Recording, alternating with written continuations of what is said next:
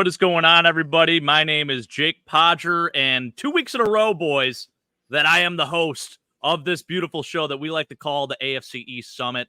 I'm joined today by our boy Dolphin Keith and Anthony joining us back. I know last week he was off. He had a concert, feeling a little under the weather, but good enough to do this show, and we're happy to have you back, brother. How are you guys feeling? Listen, it was the matchup of the week on this AFC East Summit channel.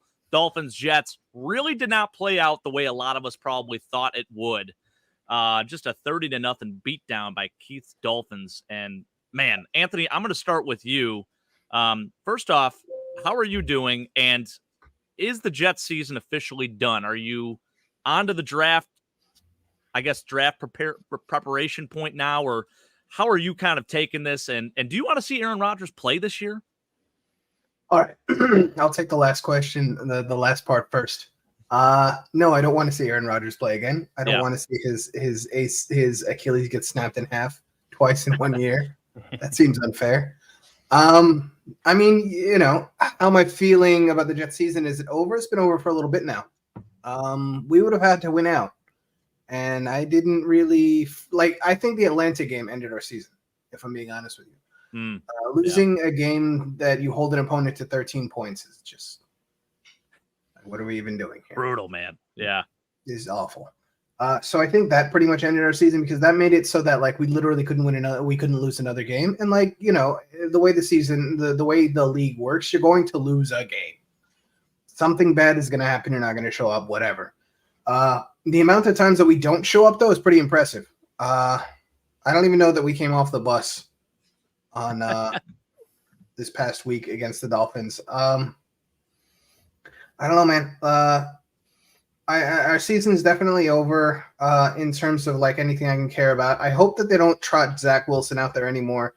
It's unfair. They're letting the kid get beaten too badly, too often. The communication on the offensive line is the worst that I've ever seen it. They have Mekhi Becton down for 3 sacks. At least 2 of them were Laken Tomlinson blocking the wrong guy. Just taking the wrong assignment. You know, it's just the way that this team is built. It's hard. It's hard to watch because Robert Saleh is not a great coach, but I feel like his Achilles heel isn't necessarily him not being a great coach. It's his inability to find better coaches to coach around him. Our offensive line coach is atrocious. He got kicked out of Tennessee for a reason. That offensive line improved somewhat this year despite all the injuries over what they were last year simply by getting rid of him. He got Aaron Rodgers killed. He's one of the few coaches in the NFL. This story came out right after week 1 that he's one of the few coaches in the NFL that still teaches cut blocks. Yeah. That's his big thing. Yeah. That's literally how Aaron Rodgers got killed. They practiced it in the preseason. I watched it in preseason games 2 and 3. Both times they didn't work. 2 cut blocks in 4 plays, and Aaron Rodgers is down with an Achilles. The offensive coordinator, Hackett. I mean, we are under the 2nd generation of Hacketts that have stunk up New York Jets football. Can you imagine that? His father was an offensive coordinator for us 20 years ago. I wonder if Rich Kotite has a son. Don't make me laugh. So yeah, it's not great, Jake. Not great. Yeah, I can tell you're going through it a little bit right now, man. I had to let you process through all of that and kind of get some emotions out. That's why we have this show for venting purposes.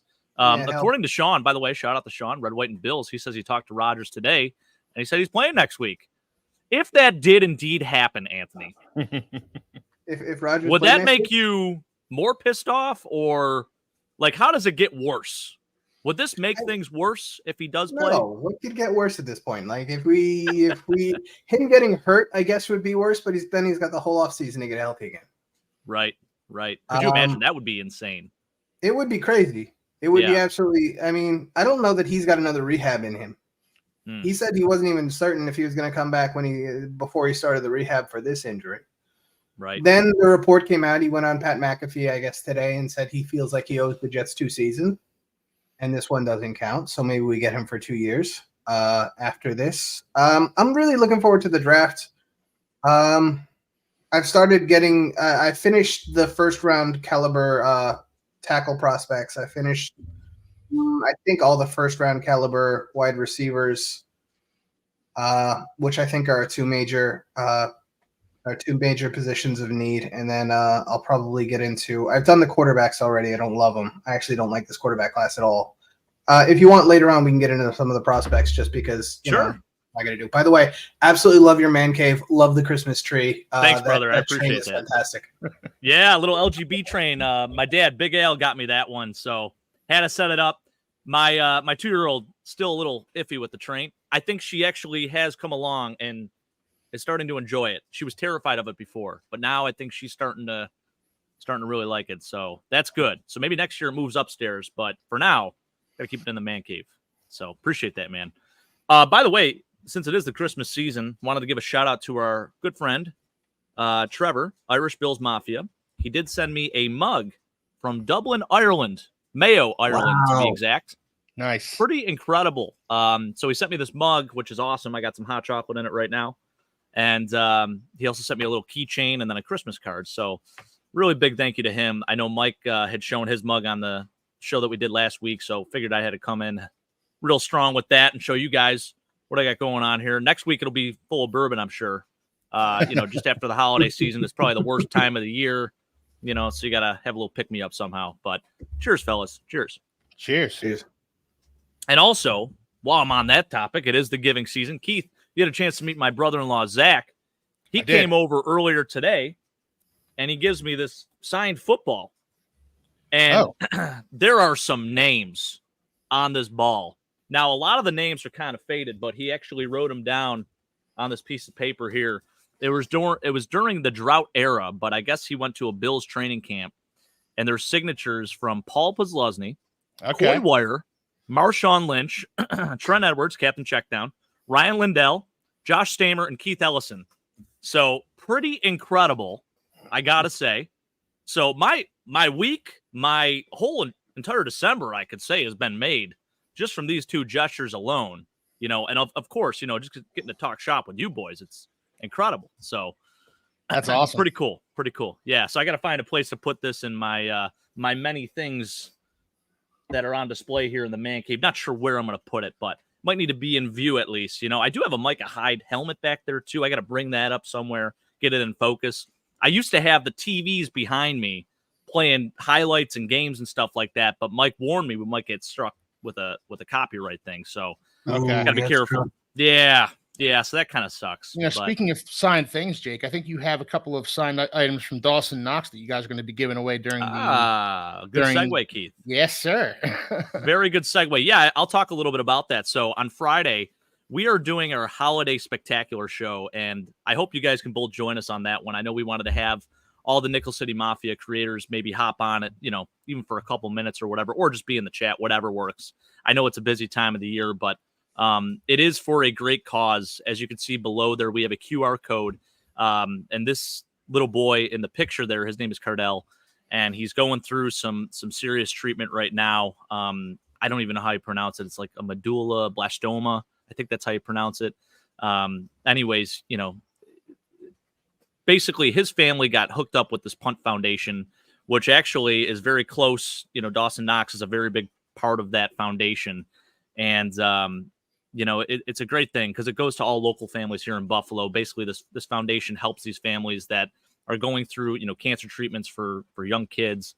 And, basically all the money goes to them and they're able to pay their mortgages, medical bills, etc. You name it. So tough time, especially around the holidays. I know he's going through it right now. And, I saw a picture of him a couple weeks ago and he was actually at the Bills game. They brought him there, which was really cool. He got to sit in the suite and all that, but already started losing his hair and stuff like that. It's just heartbreaking. It's so heartbreaking to see, but I'm going to actually play a little video just to give you guys a little more info on that. Mike did a great job kind of breaking it down. So stay tuned. We'll talk more after this.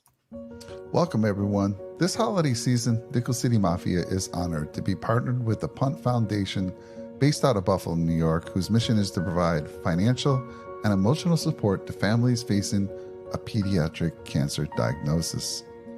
This is the second year in a row that Nickel City Mafia will be adopting a family for the holidays to provide additional assistance to them. The money for the family will help pay their mortgage and other things as they fight for their child's life. This year, we will be helping a single mom with 2 children. Cardell is all boy. He loves cars, trucks, dirt bikes, superheroes, sports, and the Buffalo Bills. He's the sweetest big brother and loves his little sister. In early October, Cardell was diagnosed with a stage 4 diffuse midline glioma, which is a very aggressive tumor that begins in the brain or spinal cord. In the words of his mom, Kirsten, "I am not taken. There's not much more we can do if the radiation doesn't work," as an answer. We are currently finishing radiation and working to obtain second opinions as far as treatment from St. Jude's, Mayo Clinic, a Philadelphia pediatric oncology hospital, and more. Please keep us in your continued prayers as we navigate to find the best possible care for Cardell. From all of us here at Nickel City Mafia, we ask that you please help this beautiful family in need. Donate using the link down below in the description of this show and share it with friends, family, co-workers, and social media platforms. Thank you all from the bottom of our hearts. Yeah, so just touching. Always makes you get a little choked up almost just listening to Mike's voice. He did such a good job narrating that. So thank you, Mike. And great job partnering with the Punt Foundation. This is our second year doing it, helping this family that's in need. And that show on Friday, we're going to have musical performances, trivia, a little bit of everything for everyone. I know Santa's going to be joining us supposedly as well. So if you got little kids, I know he's going to give them a shout out. That'll be pretty cool. Probably talk a little Bills football. Christmas sweater contest too, right? Yeah, exactly, Keith. So very important. If you have not done so yet, which I know there are a ton of people who have not done so, I think we now have 3 entries as of right now. But the winner of our annual Ugly Sweater contest will win a gift card. And I don't know the exact amount on it, but I know it's going to be something kind of cool. So please send us a picture with you wearing your best ugly sweater and send it to nickelcitymafia@gmail.com. You can find all the information. It'll be provided in the link below of this video. And I know for this charity, this foundation, we just got to $3,000 total donated. Our goal is to raise $5,000 and then some. Last year, I think we crossed that mark actually on that holiday show. So we're looking to do the same thing this year. And anything you can donate helps, even just sharing the link. I know it's a tough time of the year. Obviously, a lot of money being thrown around, and some people can't afford it financially. So totally understood. But even just sharing the link helps. So be sure to join us Friday and be sure to check on that. And you could always scan that QR code as well below to donate. So thank you all, and definitely appreciate it. So going back to some of the comments here, I want to bring up a couple of things that Sean had asked earlier. Keith, what did you think of Tua? 21 of 24, is that right? Yeah, he was efficient. He had that one really great throw to Waddle, that deep pass. Mm-hmm. But other than that, Tua was efficient. He played within himself. He had one throw that should have been picked off. Could have been a pick 6, actually. 2. Okay. Yeah, there were 2. Yeah. Okay. There was the one that would have been a pick 6, and there was the one that was dropped by Michael Carter. Yes, you're right. But other than that, Tua was efficient. He played within himself. He kind of saw the game for what it was, which was playing a pretty listless Jets team, and kind of just didn't try to do too much. And without Tyreek Hill there, you don't want to do too much. You don't want to force things. So I was pleased with the way Tua played. It wasn't a spectacular game, but it was efficient. It was. Oh, he's leading the NFL in passing yards now, Keith. How do you feel about that? I mean, that's got to be the first time since Dan Marino, I think, that a Dolphins quarterback has led the league in passing yards. It's been a long time coming. Yeah, pretty damn good. Yeah, I'm happy with the way Tua has played for the most part this season. He still has a nasty little habit of throwing 2 or 3 balls a game that that should be picked or are picked. They're just kind of errant throws that don't need to be thrown. And he had two of them in the Jets game, got away with both of them. He doesn't always get away with them though. And against the better teams, he's not going to. So he needs to clean that up moving forward. Mm-hmm. Yeah, I agree. Anthony, how upset were you to see Mike White have to come into that game? You're regretting having a guy like Trevor Siemian and then Tim Boyle previous to that as your backup quarterback. And I guess you could throw in Zach Wilson in the mix too. Not at all. Not at all. I don't miss Mike White. You don't miss Mike White. He's a warrior, man. I mean, he's a football player. Like they're all tough. Mike White's fine. I was actually upset that he didn't come in earlier. Yeah. It's not like we were scoring any points that game. At halftime, it was 24-0. Yeah. So after that, I mean, there wasn't a whole lot of scoring. Yeah, really. I think if the Dolphins had driven down for a touchdown in any one of those drives, we would have seen Mike White earlier. I would agree. But, they kind of drove down, kicked the field goal, kicked another field goal. It just didn't, I was fine with when the Dolphins took Tua out. I would have liked to have seen it sooner, like Anthony said, but they would have had to score a touchdown in order to make that happen. Certainly, yeah. And speaking of touchdowns, I want to talk about Raheem Mostert.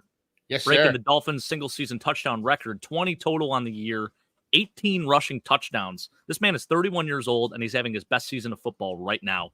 Yeah. I mean, talk about late bloomers, Keith. That is pretty damn impressive.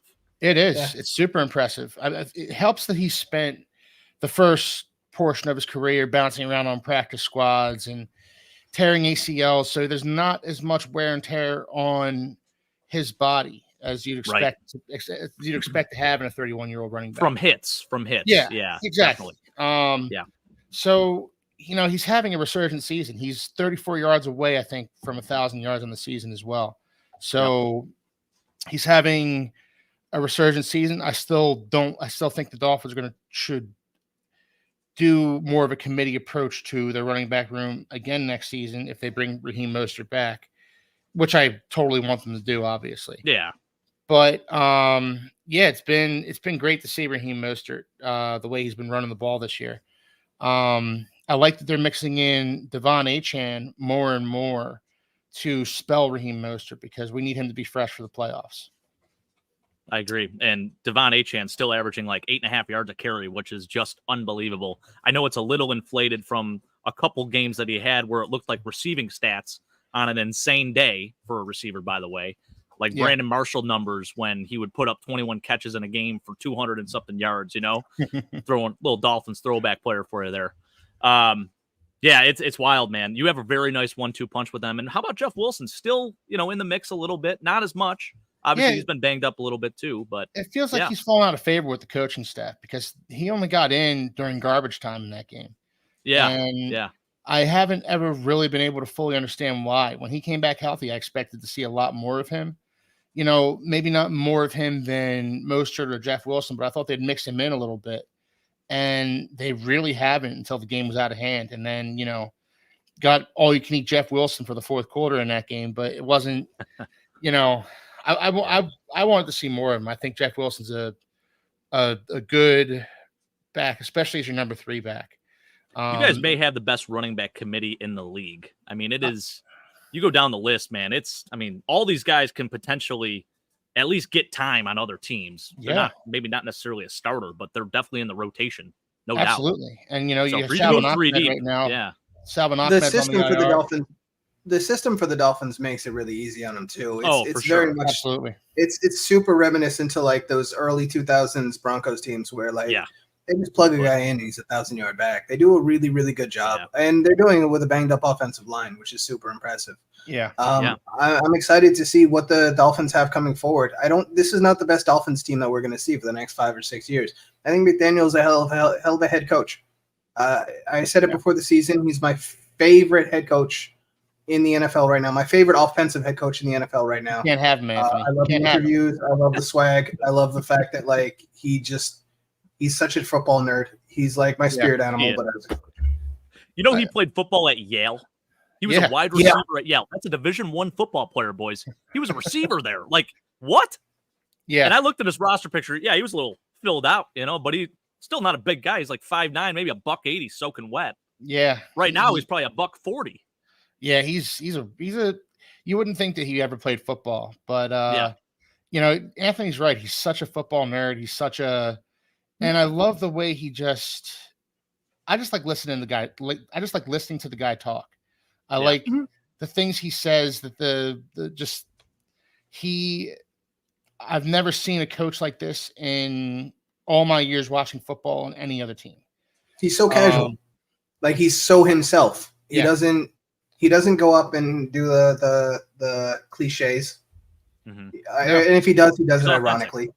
Yeah. Like he plays with the camera sometimes. He has fun he enjoys it. And then the players like him too. And he's genuine about it. And the dude literally does his best to try to put everybody, especially offensively, in the best position possible.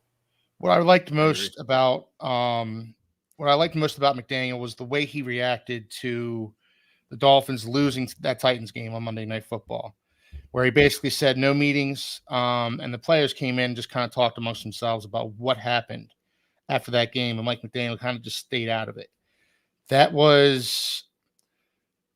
I think that was the right approach, and I'm not going to make any bold proclamations or anything like that going forward, but I will say that the Titans game and how the Dolphins handled themselves in this Jets game, that Titans game could be a blessing in disguise. We could look back on that and say, this is the loss that kind of refocused the Dolphins and got them to realize what their potential can be, and realize that they aren't as good as just rolling the ball out there and getting a victory. And they needed to be humbled. They needed to be more serious. There weren't any choreographed touchdown celebrations in this Jets game. They were all business in this game. And that's what I liked about how the Dolphins played. That's what I liked about how McDaniel handled the Dolphins after that Titans loss, because they should have won that game by 4 touchdowns. And they went up by 2 touchdowns late in that game. They weren't earned touchdowns. They were touchdowns that were kind of just handed to them on a silver platter. And they had choreographed touchdown celebrations ready in the chamber. You play a football game the way they played that football game, your first instinct shouldn't be, hey, let's all get together and have this big celebration that we rehearsed during practice this week. It should be more businesslike. And that's how the Dolphins handled the Jets, and that's how I'd like to see them. That's how I'd like to see them handle all these teams moving forward. I agree, and you're going to need it. I mean, you got the Cowboys this week, and then the Ravens the following week, and then my Buffalo Bills to end the season off, which I predicted at the beginning of the year it would be for the division, and that could very well be the case. It's looking going to be more and more like it will be. It's a gauntlet for you guys. You weren't kidding, Keith. When I didn't really glance at your schedule too much, but you had mentioned, you're like, yeah, that back half of the schedule, especially the back quarter half of that schedule. Yeah. It's tough. It's tough. And, hey, I wanted to talk to you a little bit about that, too. I know you were talking a little bit about Mike McDaniel. The in-season Hard Knocks. Have you been following that? Have been watching it every week? Absolutely. Yeah. Absolutely. Cool. I watch Hard Knocks anyway. I watched the Cardinals last year, and if you could sit through the Cardinals last year, then of course I'm going to watch the Dolphins. Did you watch the Jets in the summertime? Oh, absolutely. I always watch. I never miss Hard Knocks. I love it. A bad episode of Hard Knocks is better than 90% of the things my wife wants to watch. I'll tell you that much. 100% agree with that. Yep. But do you get your wife to actually watch Hard Knocks with you? She does. She does watch Hard Knocks with me. But, it was more so like in the first episode, Tyreek Hill got married, and she says to me, oh, Tyreek Hill got married? What's his wife's name? Who is she? I don't know. She wants to know that side of it. Yeah, it's like I never heard of this woman before. Apparently, she's remember Kenny Vaccaro though. Titans. It's his sister. Oh, no way! Yeah, wow. He's married to his sister. That's pretty cool. I wouldn't have known that unless my wife looked it up and told me about it, though. How about it, man? I didn't know that. And listen, I would I'm on the verge of being that creepy fan where I know more about the players than they know about themselves. Like, if I did know Josh, it's best that I keep my distance from Josh, because if he did know me, might have a restraining order. There's a chance. Well, and nobody be able to tell you guys apart either, Jake. Oh, Keith. When they stood next to each other, I bet they would. That's definitely true, Anthony. Definitely true. Oh, man. I love it. Sean was just asking, which tackle do you like most in the draft? Sean, we'll save that talk for later on in the show. We'll talk a little bit about the draft prospects since Anthony is in that mode. Keith and I are not. Thank God. Not yet. We were close, though. I'm telling you right now, we lose both these past games. We're definitely having a different tone today. At least I am. Mad Chatter, good to see you, sir. Thumbs up, Jake. By the way, I wanted to give a shout out to Back It Up Binge Podcast. Another Finns fan here. I've seen him in and out of this chat a few times. So, Absolutely. Fins up to you, man. Keith. Fins down to me. And thanks for tuning in, man. I appreciate it. Yeah, we appreciate you, man, for sure. Auto Collector, very cool football. Thank you. Yeah, I have a bunch of – I might do a show or a video. I was actually doing shorts of the different memorabilia that I had. I have a ton of jerseys, too, back there, guys. I got like 76 of them.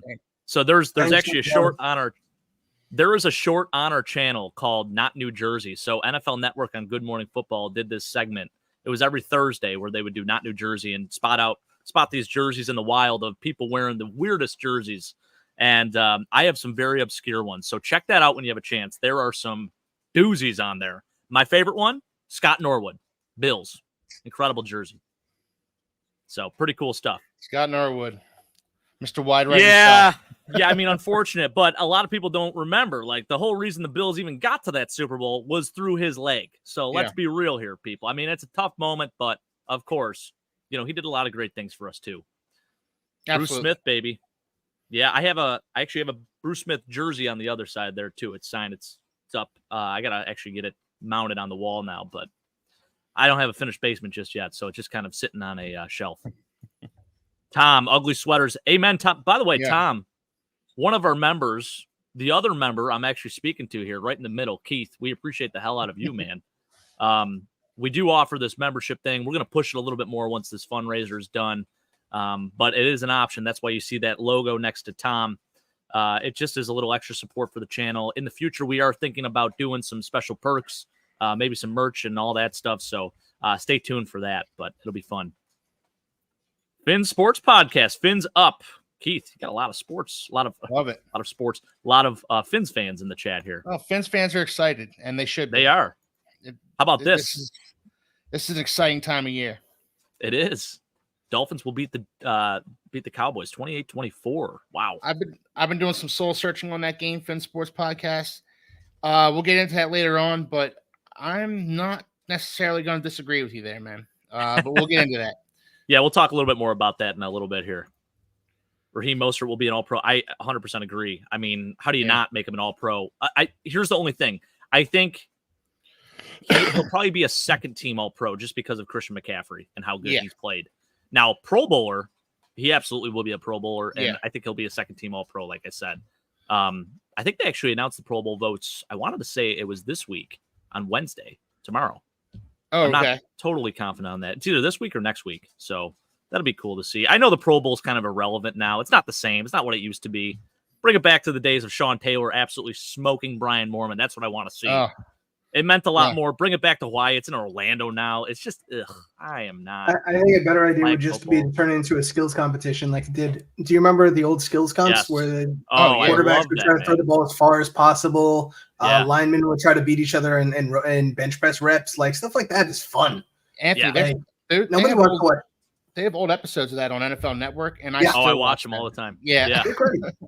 The quarterback contest, and then the Pro Bowl skills contest and all that. That was they used to have like a 40-yard dash contest too, or I don't know if it was like 100-yard or whatever, and they'd have like all the wide receivers and the defensive backs up against each other. Brian Moorman did it one year actually because he ran track at Pittsburgh State. Our freaking punter, former Bills punter Brian Moorman, he entered that contest one year. He actually didn't get totally smoked. I mean, he was the last one to cross the finish line, but didn't get beat that bad. I was very impressed. Yeah, I think a lot of people would pay money to see like Tyreek run against some defensive backs that are absurdly fast. I think it would be fantastic. It'd be great football. or great Yeah. television. It was. Keith, speaking of Tyreek, any news on him? Is he going to play, or what's the deal there? I know he's still kind of week to day. Okay, he's day to day, week to week. McDaniel is generally speaking tight-lipped earlier on in the week, so we'll have a better idea about Tyreek come Wednesday, Thursday, more so than Tuesday. I'm obviously hopeful he's going to play, but there's a bunch of guys that were out for that Jets game that I really, really want to come back. Even more so than Tyreek, if I'm being honest. Guys like Javon Holland, Robert Hunt, Austin Jackson went down in that game. He needs to come back, to deal with guys like Micah Parsons, DeMarcus Lawrence on the Cowboys. There's a lot of injuries on the Dolphins right now, and they're kind of managing all that. Tyreek is, to be perfectly honest, one of the guys I'm least concerned about right now. Yeah, you saw what that offense looked like without him. I mean, it didn't seem like they really skipped a beat. I mean, obviously, he's a nice to have, and he's eye candy no matter what, at the very least, even injured. But, I mean, still dropped 30 points on a good defense, Anthony. Yes. Still good defense. They're still a good defense. So, I'd like to see some of the other guys. Xavier Howard was out in the Jets game too. I'd like to see some of the other guys get healthy and come back. And Tyreek, I want to see him come back, obviously, but if he has to sit out the Cowboys game as well, I'm not going to be overly concerned about that. Yeah. How'd you feel about Liam Eichenberg? How did he play? I didn't really watch a whole lot of the O-line. I didn't go back and look at it. He was okay. And that's about as good as you can expect from Liam Eichenberg. We were talking on the Discord about Jonathan Harrison, how they signed him, and how, he looks like Anthony was saying he looks like Tarzan, plays like Jane. And I don't want to see him come in, but also Liam Eichenberg is a guy that if you lean on him too hard, he's gonna tip over. And the other thing is this: they did an amazing job getting the ball out of Tua's hands real fast. Yeah. I mean, I don't think the first sack came until the second half. Yeah. And that it was everything was on the first hitch. And part of that is the Jets defense has to, they have to protect the deep pass. They have to protect the big play. So they can't come up and press. Yeah. So Tua could get the ball out really, really fast. There was a lot of holes in the zones that Tua found. That's part of the reason why he had 24 attempts for 224 yards. Yards per attempt, the average looks pretty good, but generally speaking, for that many attempts, it wasn't a ton of yards, and a lot of it was after the catch. And a lot of it was the 6-yarder to Jalen Waddle, the whole shot that went right over DJ Reed and right before the safety. So it was an efficient game, but if he plays against the the Cowboys, the Cowboys will press, and they have a hell of a secondary. Yeah. So it's going to have Stephon Gilmore. Them boys, let's not take anything away from the Jets secondary though either. I mean, Sauce. Oh, for sure. Sure. Yeah. But the Dolphins beat the crap out of the Jets, but part of that was one of the touchdowns was the strip sack on Zach where they got the ball back on the 1. Mm-hmm. And they almost held him to a 3 or to a field goal, but then Mostert got the touchdown there. Another one was the strip sack on Simeon. The Jets defense didn't play badly that game. No. Not nearly as badly as the score indicates. A lot of it was a lot of short fields because the offense couldn't move the football. That's not going to happen against the Cowboys. And the Cowboys have potential. We mentioned earlier, but the Jets almost intercepted 2 passes. One of them would have been a pick 6. The one to Quincy Williams would have been a pick. Mm-hmm. Yeah, Quincy Williams would have been a pick 6. Yeah. The other one was thrown directly into Michael Carter's hands, and he just didn't catch it. So, if a couple of breaks go a little bit differently and the Cowboys can score points, that game, if the Dolphins play the exact same game that they played against the Jets, they might not come out with a win. No. Well, we laid the blueprint for you, Keith. I mean, just run the football and get those guys out in front. I mean, we ran a lot of you could watch Deion Dawkins and Spencer Brown they put on an absolute clinic for how to pull as a tackle. I mean, it was absolutely beautiful. And James Cook, brother. Another guy that's actually kind of similar to Raheem Mostert. I mean, same type of build, not the biggest guys in the world, but fast as hell, very versatile. And they're the 1 and 2. They're the 2 and 3 for rushing yards right now. So it's Well, kind of cool. getting into that game, Jake, I've never seen James Cook look so good. Yeah. We've been waiting for a while. I'll tell you what, he should have had 200 plus the week against the Chiefs. I think a lot of people were very upset because at the half, I think he had 50 yards rushing, and we were getting whatever we wanted. I mean, really running the football up the middle, outside zone, whatever we wanted to do. And we just sort of went away from it. And I don't understand why we did that. Maybe, I know Steve Spagnuolo is very good at making adjustments and whatnot, but I didn't see anything that was too glaring where it's like, just take this guy out of the game completely. It doesn't make any sense to me. So, yeah, I'm really happy that we got to sort of make right on that with Joe Brady and the offense. And the offensive line, again, just totally outperforming expectations. But it's beautiful, man.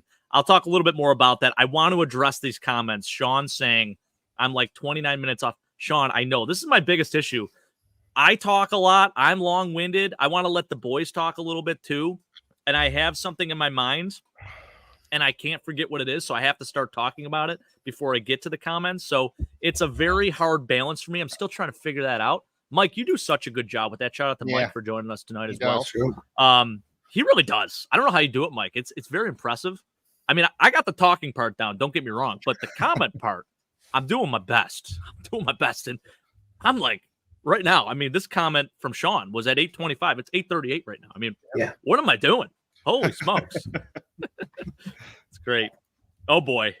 Does Hill's new wife know his history? I'll be praying for. Yeah, not ideal with his history. I'm not going to get too much into that.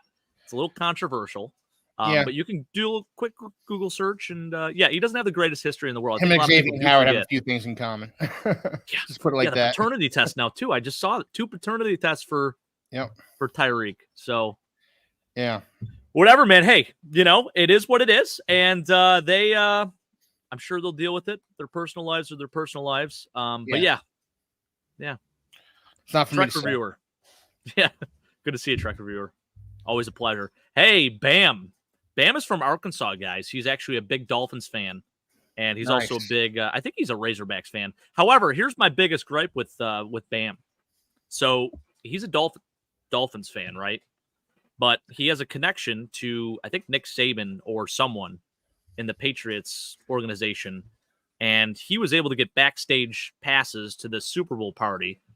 And he was there at this party, right? And there were guys that were trying to get in, guys like Ty Law, that were denied at the door.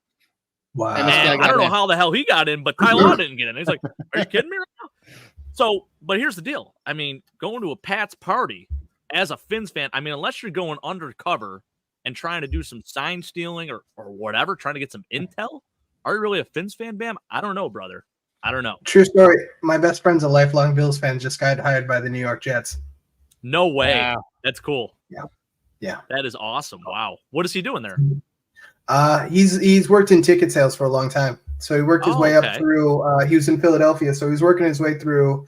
The same owners are the owners of like the Devils, the Sixers, Crystal Palace, and somebody else. They were in on the Washington bid, but they didn't get it. And so he's been in ticket sales for a long time. He graduated sports management, and then he's been in the business now 6 or 7 years. And he just got hired by the Jets. Oh, that's so awesome. He's moving up to New Jersey. Hell yeah. Maybe he could hook you up, Anthony. What do you think? I would hope. I've been friends with this kid since he was 13. We've been playing Magic together for 20 years. Right? I'm saying. Crazy, man. That'd be cool. Yeah. Yeah. Awesome.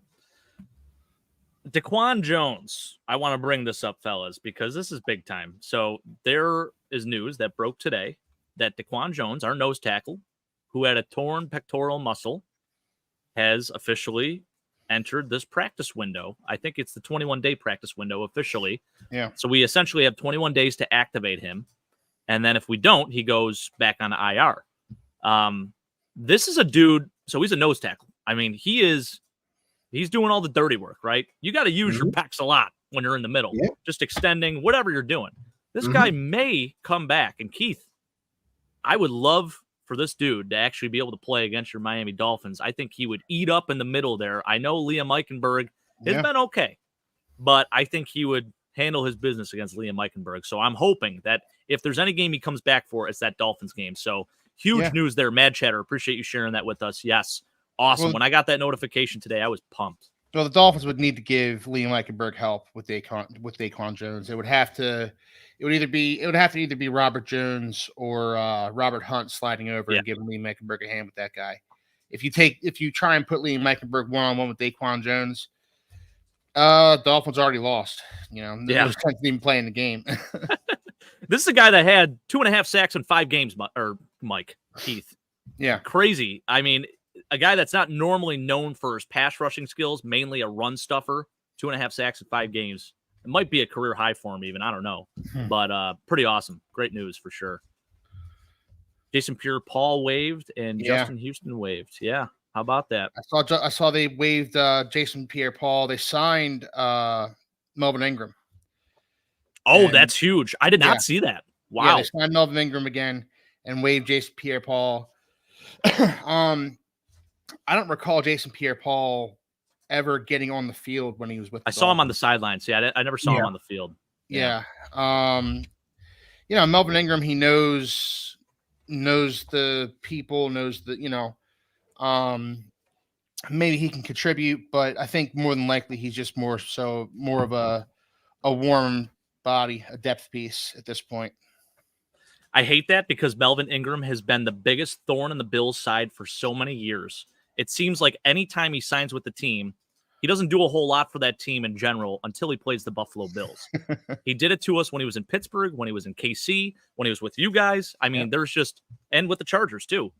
There's just so many moments that you can go back to where it's like he's playing against the Bills. He's going to show up. And he was unbelievable with the Chargers. Now that he's gotten a little bit older, he's had his moments still. He still puts up sacks when he needs to, but he started out great for the Dolphins last year, but as the season went on, he wore down, and he was just coming in the season. He was completely ineffective. Yeah. Do you think he's got a going lot of love for the guy? Like 10 or 15 snaps a game? I wouldn't mind seeing that, to be honest with you, Anthony. But I mean, it all depends on what kind of shape he's in too. Like, he hasn't played all season, so I don't know what version of Melvin Ingram we're getting here. He's an older guy. If I can get the 10 or 15 snaps that I was getting at the beginning of the season last year when he was with the Dolphins, then I would sign up for that in a heartbeat. Yeah, for sure. And who do you deactivate or who do you cut? I mean, eventually you're thinking about maybe putting him on the active roster, I would assume, for playoffs at least, right? But the rule is 3 games. So who does he then replace? That's the real question. Yeah, and I mean that's another issue for another day, I suppose. There's probably a linebacker or a defensive back or somebody who just plays special teams that they, if they feel like they need the extra firepower on their pass rush, they wouldn't mind deactivating those guys and one of those guys in favor of Melvin Ingram. Agreed. Yeah, definitely. Sean saying, Keith, don't lie. December is not a fun time of the year for a Dolphins fan. I'm trying to stay positive here, Sean. Try being a Jets fan. No, I'm sorry, Anthony. That was terrible. No, I shouldn't talk. Listen, we're not even, we're the 9th seed right now in the AFC, okay? So I cannot say a damn thing. Keith is the only one that has the permission to gloat about his team. No, Sean's right. Last year the Dolphins collapsed. This year I am trying to stay positive, and I'm trying to think that maybe this year is going to be, this team is different than it was last year. And honestly, like, I expected that Jets game to be closer, and the fact that it wasn't tells me that maybe this team is a little different than they were last year. So positivity right now until they get blown out by the Cowboys on Sunday. You think that's going to happen, huh? No, I don't think that's going to happen, but they are angry though, probably. Yeah, they're an angry team. Thank you to the Bills for that. But smacked up on his fence and ran away. Oh yeah. My dad's a Cowboys fan, so I'm going over to his house on Christmas Eve. We're going to be watching that together. Wow. Yeah. It's gonna be a fun Christmas. Oh, it sounds like it. Anthony, I was actually watching a Jets show the other day. DBX, our boy who has joined us on this show a couple times, he was live, and I joined in, and they were already talking about next head coaches and stuff like that. They want Saleh gone. They're totally over it. They're ready to move forward. Todd Monken was a name that was brought up from the Ravens, their OC right now. who I think has done a fine job. Yeah, it's funny because Monken's another one of those guys that was up for a job when the Jets hired Robert Saleh. Oh yeah, Monken was one of the guys that was talked about because he was coming off of fairly successful time in Tampa. Yeah, Tampa and Cleveland. It might have actually been during the Gase time. I don't remember. It was the Gase and Saleh. It was like 2 years between the two of them, so I don't remember both head coach. They're not differentiated in my head, but Monken was the guy that was talked about. He did a nice job at Georgia after he didn't get another OC job in the NFL. Then he came back. I don't think he's doing an amazing job with Lamar. That Ravens team is weird because they were so obsessed with getting rid of like Greg Roman, and it's not like it's gotten better. It's the same team. Yeah, there's really not a whole lot of difference, right? Yeah. It's not like they're using Lamar They're in a just more winning. innovative way, or it's just worse Right. offensively. That defense is incredible, though. Monken's a possibility. I like Ben Johnson. After that, I don't even know. I have no idea about head coaching candidates, if I'm entirely honest with you, just because I just want it to be an offensive guy. Eric Bieniemy. I have a feeling that if they're going to go offensive, though, they're not going to go with a Monken, or they're going to go or a Ben Johnson, because they're going to want another wide zone, West Coasty kind of coach, because that more accurately matches the personnel. Right. And then the question is, okay, if you fire the head coach, do you fire the general manager too? Do we get into that situation where the general manager gets to pick his second head coach? I don't know. Do you fire both of them at the same time? At which point, now you're worried about going into the draft with the same scouting staff that you had scouting for a totally different set of players for a entirely different system. And then you get weird situations where you get what Miami did this year, where they draft was it Cam Smith in the first round or second round? They didn't have their first round pick. And Cam Smith is a cover corner in a single high system, and then they go with an offensive coordinator or a defensive coordinator that plays too high. And so he never gets on the field. So your top pick never season. But never from gets what I to play. understand, he's learning. He's learning Vic Cam Smith in South Carolina was he was a man cover corner, but he played inside. But he was a tight end eraser and a blitzer. So he did a lot of the stuff that Kyle Hamilton's doing for the Ravens. That kind of cool, innovative, Wink Martindale kind of stuff. Yeah. But that's not what Fangio does.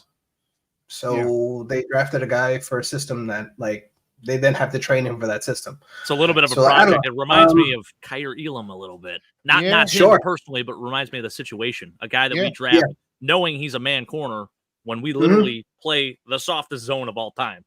So, of course. And so it's just weird. I don't know. We'll see. I'm more focused on draft prep than head coach prep, because I don't think they're going to fire Saleh. As much as I think they're going to have to fire Saleh and fire Joe Douglas, and I think with Aaron Rodgers, they're not ready to do either of those things yet. Yeah, I think they are going to clean out both the coordinators again, or at least the offensive line coordinator. I think the defensive coordinator might get a head coaching job, Ulbrich. Special teams is probably going to stay the same, so they're rolling it back, I think, with both sets of coordinators and stuff. This draft is going to be weird because we don't have a second round pick, so because it went for Aaron Rodgers. I don't know. As much as Jets fans want to get rid of the head coach, I just don't see it happening. Yeah, I feel like he gets another year just because of the benefit of the doubt. Let him have a full year with Aaron Rodgers. If things turn around, then he's going to look like a hero. So, yeah. And, I think as a coordinator, he is a great defensive coordinator, but that's probably where he belongs. I don't know if he is a head coach. I think as a motivator of men, he does a good job. But situationally, I don't know, man. I don't know. I think where it really comes out is specifically his philosophy on offensive football, his unwillingness to let Zach Wilson just let it rip. Yeah. His always wanting to we're just going to play for field position in a league where field position's not a thing. I think with Aaron Rodgers, he's just going to let him have his way, but it's so unconducive to modern football and to developing quarterbacks that it's stunted the growth. This particular mindset, which has been pervasive in literally every head coach that we've had except for maybe Gase. Every head coach that we've had going back to, I don't know, Herm Edwards, Eric Mangini. Yeah, no, it's Herm Edwards probably. Yeah, because even Herm had a veteran quarterback. He had Pennington. Going all the way back to Herm Edwards, it's just been like, just control the clock. That doesn't work. Yeah. This is eerily similar to, and I think Sean McDermott would certainly be under more fire. Well, he was under a lot of fire 2 weeks ago. Very similar to our feelings towards Sean McDermott at times. I think now because we're winning, the noise has kind of gone away. Right? But I'll tell you what, if we drop a couple losses, which I hope to God we don't, that talk's going to start back up again. And Dave, similar. The old John Madden show a couple weeks ago. On this very show a couple weeks ago, I asked Sean if he, wanted Sean McDermott back, if he thought he would come back, and Sean said no, I want him gone. Yeah. I would be interested if Sean's still out there to know his response to that now, because the Bills have definitely turned it around. They're looking like a very dangerous team right now. I'm guessing Sean still wants him gone. Yeah, I haven't talked to him about that lately. Yeah, he's in the chat. We'll find out in a minute. Yeah, we will find out. I mean, I'm like a half hour behind right now, boys. So I just want to bring up Trek Reviewer's comment here.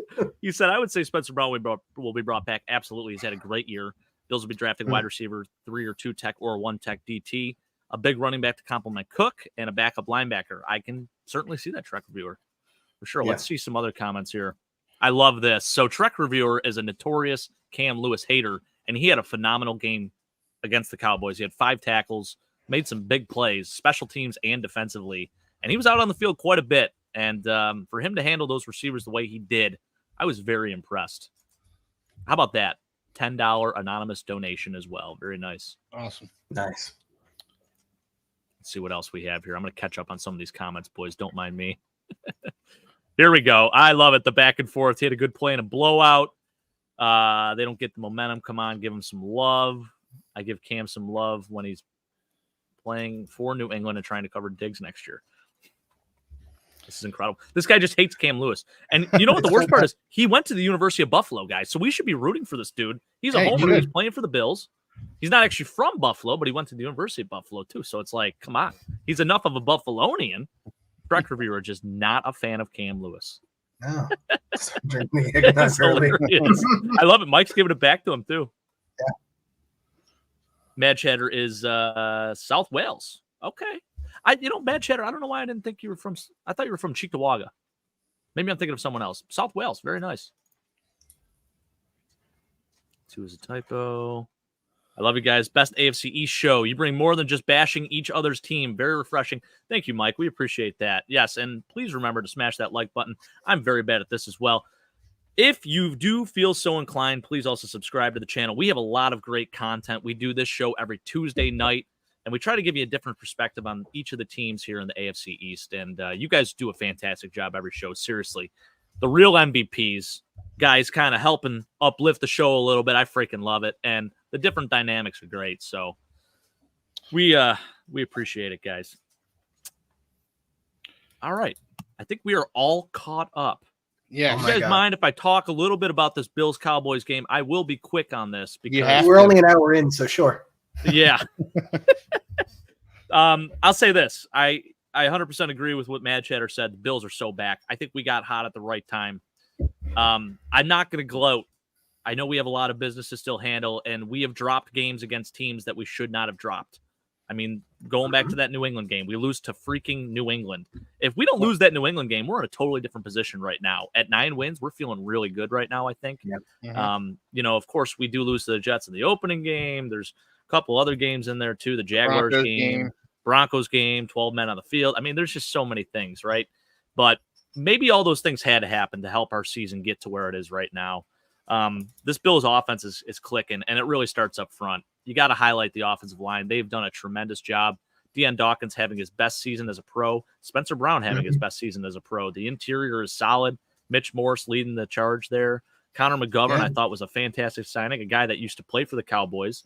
And then Osiris Torrance, what a steal in the second round. So I'm thrilled with them, and they really set the tone for the game on this past Sunday. They were absolutely fantastic. When you have Dak Prescott, who is up for the MVP, and listen, I know he plays in a dome. He plays in a controlled environment for the most part. When you have a guy that goes for the majority of the game with less than 60 yards passing, I mean, that's pretty damn impressive. And we could have had 5 total interceptions, but we had like 4 drop picks.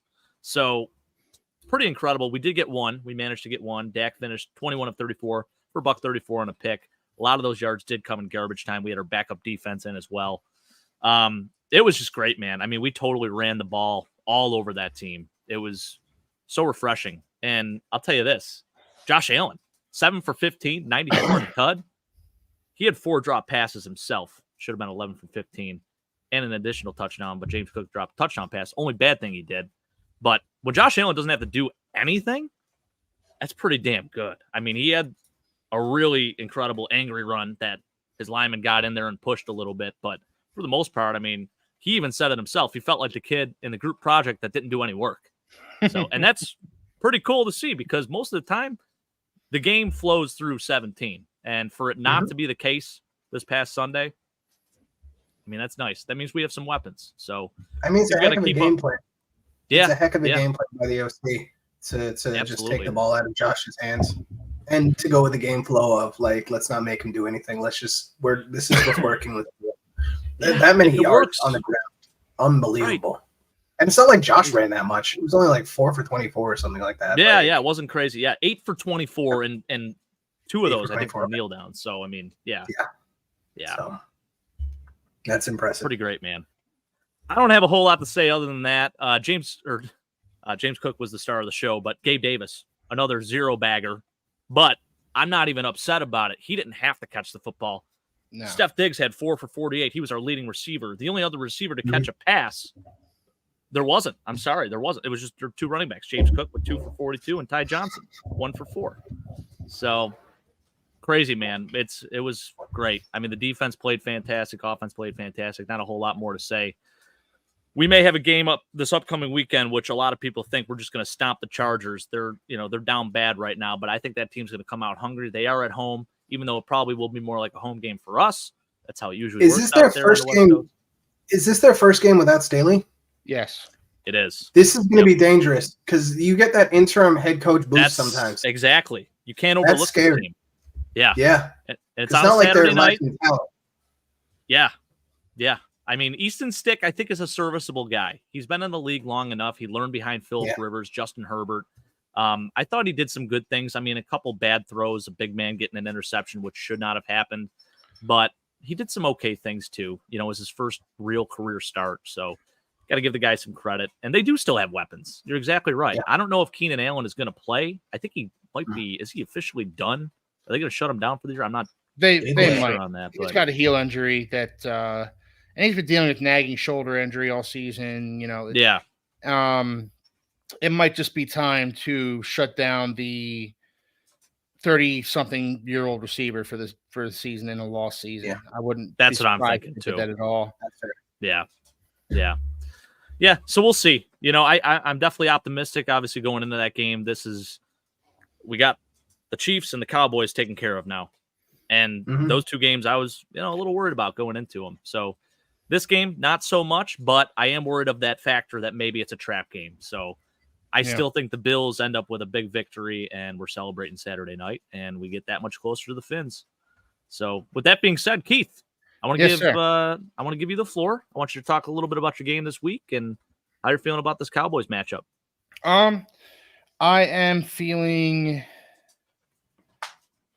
I go back and forth. I don't know. I don't exactly know how to feel. On Sunday I was thinking the Cowboys are going to be so pissed off and they're going to come into Miami and just blow the Dolphins out because they were humiliated by the Bills. But I am also inclined to think that maybe this Dolphins team's different, and maybe they'll play this Cowboys team tougher than people think they will. And maybe they'll even come out of this with a victory. It's a home game. Dolphins play better at home than they do on the road. The Cowboys don't play well on the road, as evidenced by their performance against Buffalo on Sunday. So if they can figure out a way to neutralize Micah Parsons, neutralize that Cowboys pass rush, and kind of squeeze the Cowboys offense a little bit, which they've been doing an exceptional job of in every game but the Titans game lately. I think the Dolphins can come out of this with a close victory. So I'm going to go Dolphins 24-21 over the Cowboys. I like it. I like that. I I don't know what the line is set at right now. I am curious to see what that is. Let me look that up real quick. I would assume the Finns are probably favored. Well, they're home, so they're probably favored in like, in the way points. that. So it's, oh wow, okay. Dolphins -1.5. So they actually have the Cowboys winning. That's the same differential, the same exact line that the Bills Cowboys game had set too. So Bills are -1.5. Interesting. Okay. Cool. That's an interesting line. I wouldn't even know who to bet on that. Yeah. Yeah. I think I have a feeling that your Finns may pull it off. I mean, we laid the blueprint last week, like I said, just run the football. I know they're probably going to try to clean some things up. They're going to probably put an emphasis on that. But you imagine if you guys do get Tyreek Hill back, yeah, that's a whole hell of a lot of eye candy on the field to deal with. Like, I don't know how you defend that. So I feel like the Dolphins offense with a Tyreek Hill is extremely, I mean, of course, it goes without saying, but good luck. Good luck. Cowboys also got kind of a boon last night from the Seahawks beating the Eagles. They did. So the Cowboys are on top of that division now, I believe, because of that Seahawks win over the Eagles. So, right. It's kind of a no harm, no foul kind of situation with losing to the Bills. The Cowboys kind of get new life. Yeah. It's crazy, man. It's going to be a tough game. I'm going to be stressed out about it all week. I can already tell. I knew these next 3 weeks of football were going to be stressful. Mm-hmm. I didn't realize how stressful it was going to be. If the Dolphins do drop one of these next 2 games, then week 18 is going to be horrible because it's going to be Dolphins Bills, and I'm not going to sleep that entire week. Yeah. I hear you, brother. Yeah, it's I'm excited for that last week. I really hope it is for the division because this show will be that much more interesting that week, of course. It will. But yeah, just for my prediction to come true too. I mean, that would be kind of cool. So yeah, excited for that. But no, I think you guys I feel like you are the better team than Dallas. I feel like they're the Dallas Cowboys. I mean, no disrespect, but they seem like they've been fraudulent throughout their history since their last Super Bowl appearance. I mean, they have these great runs. They have the record during the regular season, and then the playoffs, they, fall short. And I don't find them to be as fraudulent this year as they have been in years past. I agree. I think their defense is legit. Like Anthony said earlier on in the show, their secondary is great, insane. Even without even after losing Trayvon Diggs, they haven't really missed the beat. Right. So, their offensive line's still really good. I don't know what Zach Martin's status is going to be going into Sunday. He got hurt in that Bills game. Yeah. But their offensive line's still really, this Cowboys team they have legit talent on both sides of the ball. They're a well-balanced, well-built team. I think they just had a really bad game against the Bills. I don't think that's indicative of who they are going forward. They had a bad game against the Bills the same way the Dolphins had a bad game against the Titans. So it's not that I'm not taking this Cowboys team seriously. It's just that I think the Dolphins, and I could be wrong. I could be eating my words come next Tuesday, but I think this Dolphins team is different. And I think they're going to show that on Sunday. I like that, man. They definitely seem more business-like, business-oriented, if you will. So, yeah. I'm curious to see what team will show up. So I'll be watching with you, Keith. Don't you worry. But anyways, let's get to Anthony. Mm-hmm. Let's talk about this Jets-Commanders matchup. Listen, the enemy watch, is that a real thing? Is there? I know you mentioned they're probably going to keep Robert Saleh, but the Commanders, they go out, they have a good game. You guys thinking maybe? let's be clear. This game is about draft position for both teams. Yeah, it is. That is true. I mean, the Commanders benched Sam Howell halfway through last game, and they still. And Jacoby Brissett was pretty good. Yeah, he was. Yeah. They put up enough offense to beat the Jets. They scored 20 points. Yeah. It doesn't take much against this team. We're going to be starting Trevor Siemian. We're still going to have, I don't know if we're going to have our 14th offensive line coordination or 13th That is offensive insane. line combination. What are we going to do? Can we score more than 2 touchdowns? Maybe. Can they score more than 2 touchdowns? They demonstrated it's possible. We haven't. I don't think we've scored more than 13 points in the last 10 weeks or something like that. And half of those have been defensive touchdowns and safeties. I don't know. I think they can probably score more points than Trevor Siemian can, if I'm being entirely honest with you. Like I said, this is probably a battle for draft position. I don't expect us to win it. I think this season is probably lost to the point that, like, it's not even just that, like, the players are demotivated. They are. It's that I think, and the media has completely turned against us, so it's getting really ugly there too. I just think that, like, the sooner that we can get the next 3 weeks over, the better. Then again, I fully expect us to win it because we're not supposed to. This is the Jets, and we did win a very late week, like the week 17 or so, to lose out on Trevor Lawrence, on the Trevor Lawrence pick instead of Zach Wilson like 4 years ago. So I don't know. I think it's possible. I think it's going to be one of those like 13-10 wins, or like maybe just like the Atlanta game where like it's 13-8 one way or the other. I don't recommend this if anybody's a neutral. There's going to be better football on, I'm sure. I'm so sad for you, man. I'm so sorry. It takes me back to these years, brother. The drop years. I'm sorry. Oh, that is crazy. Thing is that we've all been there, Anthony. We've all, you know, all three of us here have had many seasons like the one you're having right now. It's like, I would give a kidney to have like a Pittsburgh Steelers life. Yeah. Like, maybe you don't always win the Super Bowl, but like you're never losing all the time. Yep. Or like the way Chris is, Chris is having a miserable season this year, but up until this season, the Patriots have been relevant. They've been players. And Chris doesn't really remember a time when the Patriots were, a laughing stock. And truthfully, I do. I do remember a time when the Patriots were not a good football team. But a lot of Patriots fans these days don't remember that. But like us three sitting here, we've all gone through some dark times. They're recent. Oh yeah. We've seen some bad football. Which is why I'm enjoying this season so much as far as Dolphins go. Savor it. Your team's scoring points. That's like the most fun thing that a team can do. Exactly. I've never seen an offense like that on a team that I've rooted for in my entire life. And it can be fleeting. So you don't know what the Dolphins are going to look like next season. You don't know about the health of any of the guys, Tua included.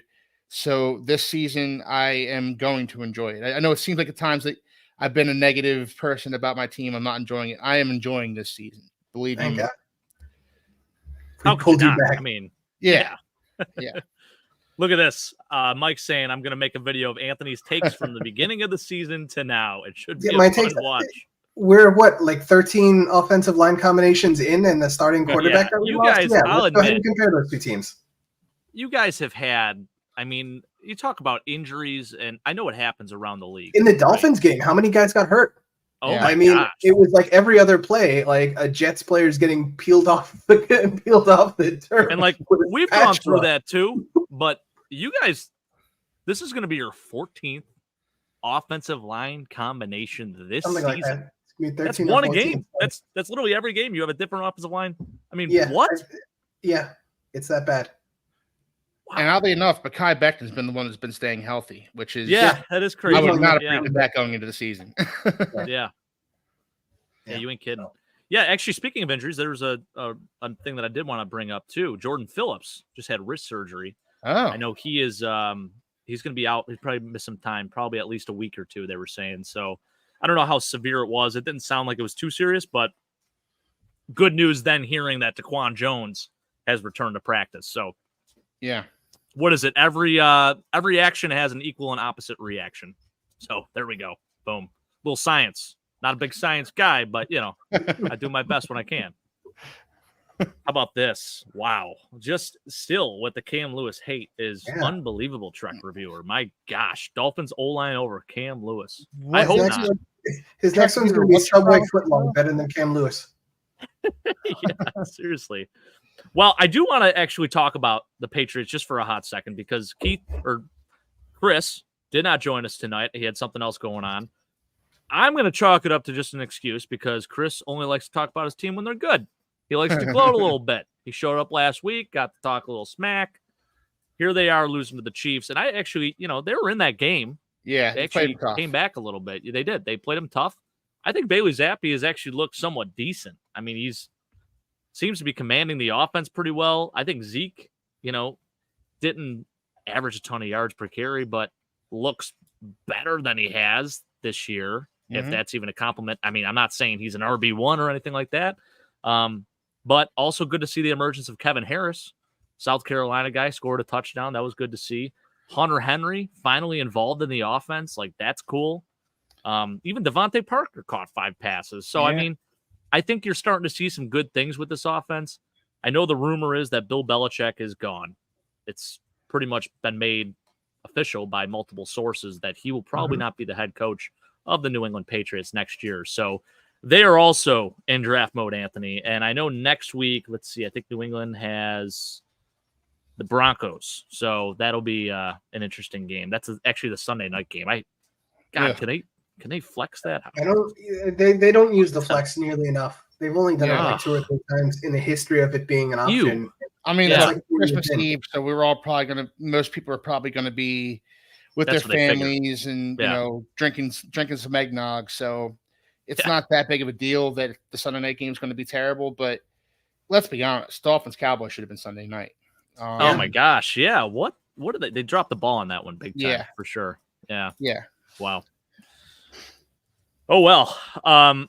Listen, I know we wanted to talk a little bit of draft talk. I want to talk to Anthony because obviously he's been doing some research on the prospects. I mean, I know of them, and I know of some guys that would be absolute dogs for the Bills. But I want to talk to Anthony a little bit about what you're thinking and, kind of the direction you think the Jets are going to go this year in the draft and what you would like to see them do. Okay.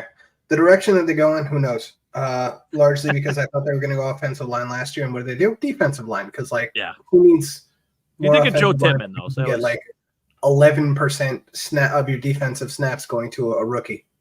That seems like a good use of a first round pick. I would like to see them draft an offensive lineman. Specifically, I mean, best offensive tackle in this class is Olu Fashanu by a mile. Yeah. I don't even think that he's the best in this class. I think he's the best that I've seen since Penn. Yeah. Better than anything last year. He's better than anything the year before that. Penn State guy too. I mean, he's incredible. Olu, the aggression that he plays with, the power that he plays with, hand placement, athleticism, his ability to mirror and match his movement, unbelievable. Absolute phenomenal talent. The next one that I have is J.C. Latham. That dude's a right tackle, so he'd fit for us pretty well. He's projected in the middle of the first round. I don't know if he's going to make it out of the top 10, but this is supposedly a really good defensive line class too. Yeah. So it's going to determine a little bit who goes early, and if Jalen Daniels makes it out of the top 10 as well, because I don't think he's a great prospect as a quarterback, but quarterbacks tend to go a little bit too high anyway. But yeah, I like those two. Joe Alt, I'm a little bit less higher on. I have him as OT3. You see the physical talent, but I just don't see like the violence and the aggression on his tape. In fact, to be honest with you, I like the right tackle from Notre Dame a little bit better. I forget his name off the top of my head, but that dude looks good. That dude looks like Blake Fisher, right? Blake Fisher. I think that's Blake Fisher. Yeah, that might be him. Yeah, coming out. Yeah, he should. Okay. Yeah, Yeah. that dude is a dog. Yeah, he is. He might be. They're saying he might be like mid-round. He's actually climbing quite a bit. He looks phenomenal on tape. Yeah. I went into it like not really like I just when I start watching tape, I just watch the tape from like I go to NFL Draft Buzz and they have like their top 10 or whatever, and I just work my way down. I love it. Order my players that way, and those four have stood out to me the most. I haven't watched Patrick Paul yet, because I don't have all 22 on him. I saw him a little bit last year, but like you can never tell. I'll tell you this: well, J.C. go ahead. Latham. What is he? 6'6", like 340. That dude is Huge. that dude is violent. I don't even like. He might be big, but that dude is just violent. He is Like, violent. he's Yeah. fun. He's the kind of guy that gets you giggling on tape. I love that. He gets me cackling. Wide receivers, obviously MHJ, Marvin Harrison Jr. is wide receiver 1. He's the best wide receiver prospect that anybody's seen in a long time. Yeah. The next one is Malik Neighbors, and I think he's the best prospect for a couple of years now. I think he would have been the best wide receiver. Last year was not a crowd wide receiver class, but it was a bunch of wide receiver 2s. But even the year before that, like the Wilson, Olave, Drake London, whatever, Malik Neighbors would have been wide receiver 1 in that class. He's good. Like that dude is so much fun to watch on tape. He's so slippery. He reminds me of a slightly smaller, like the way he runs when he has the ball in his hands. He reminds me of a smaller Cordarrelle Patterson. Ooh, I like where that. he accelerates so quickly, and he has so much violence and so much power in the way he runs. And it always takes 2 or 3 guys to bring him down. I like that in a wide receiver. So Marvin Harrison Jr., Anthony, he's a top 3 pick, right? I think that it would be wacky for him to get outside of 3 unless somebody trades up for Jaden Daniels. Unless somebody goes for another quarterback, it'd be wacky for him to get out of the top 3. Especially when you look at the guys the teams that are in the top 3 right now. I feel like the Cardinals or the Bears are going to make a move for him. If the Bears move down and then move back up, that would make sense to me. People keep projecting the Bears to get a tackle, but like they have 2 serviceable tackles. I mean, they have Darnell Wright, who's the best right tackle out of the class last year, and he's very good. He's going to be I think he's going to be a Pro Bowler in 2 years. And then Braxton Jones is a serviceable left tackle, and you can get by with that. For sure. When you have like 1 All-Pro and 1 serviceable one, like Taylor Decker and Penei Sewell, you need 2, but you don't need 2 All-Pros. Right. Well put. So I think Marvin Harrison Jr. probably top 3, top 4. Malik Neighbors probably in that top 5 to 7. I could see back-to-back wide receiver picks. And then Odunze, I think, is a lot of fun. His style reminds me a lot of like AJ Green. That sort of lanky build, the kind of guy that can do some contested catch stuff, can get open, takes 2 or 3 guys to bring him down. Absolutely violent, fun. He's a clear wide receiver 1 for a football team. And the fact that there are 3 wide receiver 1s in this class that are all definitely top 10 talents makes this wide receiver class phenomenal. And then you have your back of the first round type guys. The dude from Texas, I forget his name off the top of my head. Keon Coleman from Florida State, nice contested catch guy. His breaks aren't amazing, but like good hands. This is a good wide receiver class. I would like to see them get Olu because I think Olu is a generational caliber tackle prospect. I think he's one of those. It would be type year. It would be DeBrickashaw Ferguson-esque. I think you get a guy like him. I think he's better. I think he's going to be closer to Joe Thomas. Ooh, I like it. All right. Hey, you notice something? They're all Big Ten tackles, by the way. Something to be said about the Big Ten. In the water in the Midwest. Maybe it's lead. Who knows? Maybe. Maybe, man. Yeah. Just a guy I'll say who I do want the Bills to take right now. I've watched a lot of them. I'm a big South Carolina fan. Xavier Leggett. I love the kid. He kind of came out of nowhere this year. Like he's a 5th-year senior, and he's a stud, dude. He reminds me of DK Metcalf. I think he's like 6'1", 230, runs 4.38. I mean, he's unreal, like insane physical traits. Mhm. Put up some great numbers this year. Would love the Bills to get a guy like that because I think Gabe Davis is probably done after this season with the Bills. Where do you expect him to go? I've seen him as early as like 16, 17, but some people also saying, late first round too. So he's a guy I haven't gotten around to yet. So yeah, definitely watch the tape on him. He offers return value too, like as a returner. Okay. He's insane. Like I'm a big fan. So I am all aboard the Xavier Leggett train. I think it would fall very well with where we'll probably be picking.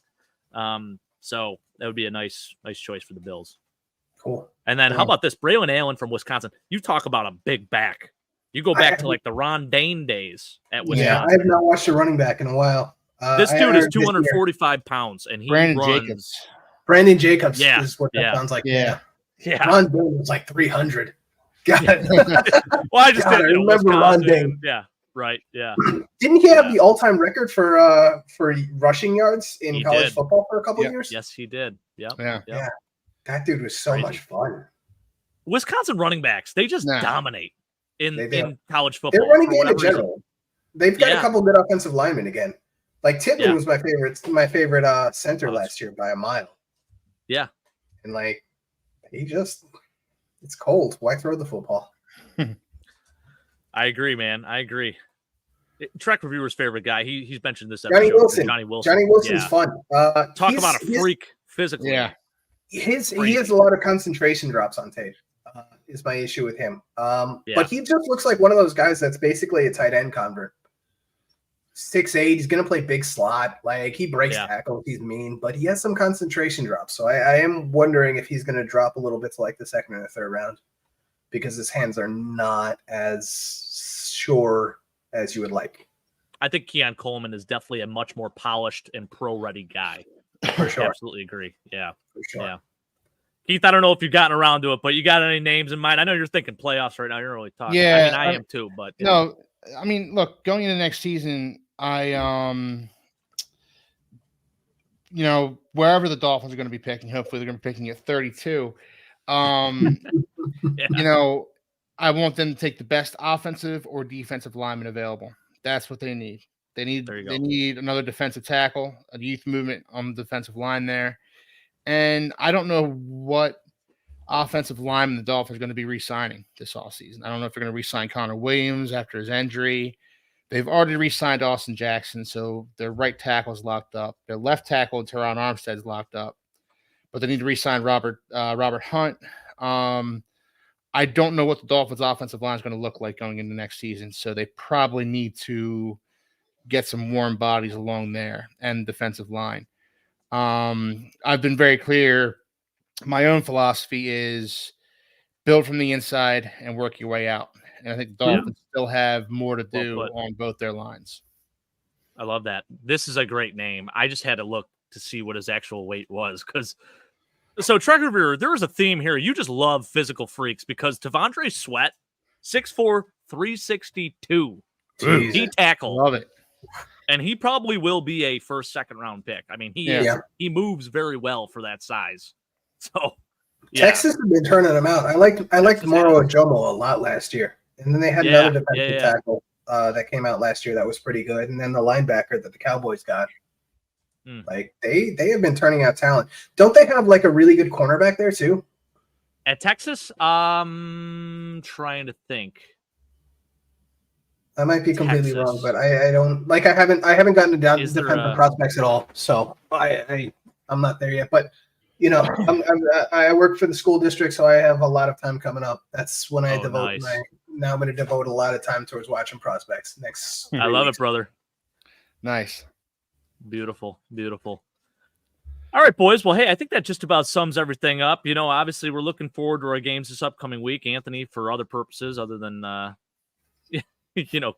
different than what Keith and I are looking forward to. Draft position day, let's be clear. Hey, that's exciting in itself. I hear you, brother. Absolutely. But hey, boys, it was fun. I'm happy to always do the show with you guys. It was an absolute blast, and I'll leave it to both you guys to give your final thoughts. Anthony, I'll start with you. Any final thoughts for you, sir? I mean, I'm just looking forward to like the playoffs coming, so that drafts prospects the draft is seeding is all done, and I can continue watching draft prospects, and then I have some good football to look forward to, because I don't know about you guys, but it feels like with all the quarterbacks being out over the last couple of weeks or so, fantasy season wrapping up, there's very little for me to root for except for good football, and there seems like there have been a lot of really bad football matchups. Yeah, for sure. There hasn't been a lot of games that are really getting me like, I have to watch this one. I mean, you see just beatdown after beatdown in the NFL right now, and the mismatches are piling up. So the sooner we can get to the playoffs, the better. Yeah, agreed. Keith, I just want to wish you boys and everybody out there a Merry Christmas, and I'm looking forward to Dolphins Cowboys. It's gonna be a dogfight. It's gonna be a hell of a matchup. Anthony was talking about bad football. That shouldn't be bad football. That should be a pretty entertaining game for everybody out there. So, Merry Christmas to everybody, and go Dolphins! Christmas Eve here. That's right. It could be a great Christmas for you, Keith. The Bills play on the 23rd, this Saturday night. Our very own Mike Thornton may be in attendance at that game. It's not too far from his house at SoFi Stadium out there. So I know he said he had about a 60% chance of going. So could be a really fun time for him and his sons. Hopefully he gets out there. I'm sure he'll fill me in on that. So it's gonna be a fun one. And I will echo that. Merry Christmas to everyone out there. Happy Kwanzaa, happy Hanukkah, happy everything. Let's have a great holiday season. Absolutely. Let's finish this season strong. We will be live again, I think, next Tuesday. Yeah. If you guys are good to go. Sure. So it'll be the day after, and we'll be chopping it up again. And, we appreciate everyone out there in the chat, Trek Reviewer, Mad Chatter, the Finns guys that came in, Mike, my dad. It's Sean. Awesome. Sean. Yeah, exactly. So you guys are really what make the channel tick, and you give us some great content to talk about too. So we appreciate you guys, and yes, Merry Christmas, and let's enjoy this week, fellas. Absolutely. With that being said, I'm going to end this off, and I always say go Bills. Fins up. Go Jets, draft pick. Jet up, jet down. All right, fellas. The Jets draft position. Let's go. Let's go, baby. Go Bills.